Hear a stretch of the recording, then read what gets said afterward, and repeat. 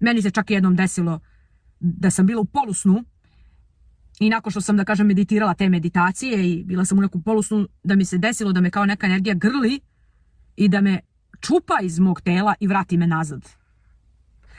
Trgla sam se, kao probudila sam se, u stvari ja sam već bila polubudna i ja sam tačno osjetila kako mene to nešto uzima i kao nalik na neku ljubav da me grli, ali da mi odjednom vadi dušu iz tela na tren onako i vrati je nazad.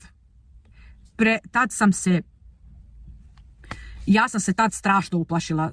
Skočila sam da se umijem i da čitam Oče naš neprestano, ne znam koliko. Molila sam se tu noć u nedogled. Koliko sam se plašila posle da ponovo zaspim. A postoje i drugi ljudi koji su mi pričali razne priče o paralizi sna i svašta nešto.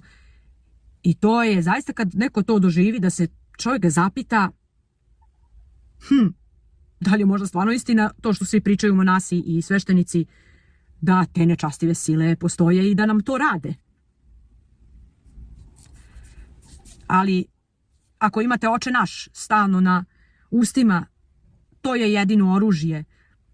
Ništa nismo mi umislili i imali negativne misli pa prizvali tako neku silu da nas popada i napada, nego smo jako dugo bili u tim meditativnim praksama i to je nekako nas obrlatilo.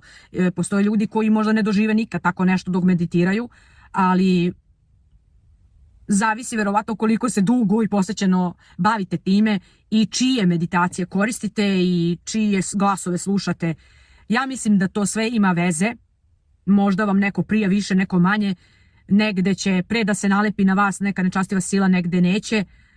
Ali sve opet i do Božje zaštite, koliko vas ipak negde možda Bog štiti i čuva i pored svega toga. Jer Bog nas zaista mnogo voli, ali voli nas na način da nas pozove, da nekad nas i kazni, nekad nam i nešto ne da i tačno nam pokaže da nas kažnjava, ali to je ono kao kada otac ili majka kazne dete da bi nešto naučilo to dete, a ne zato što ga ne vole.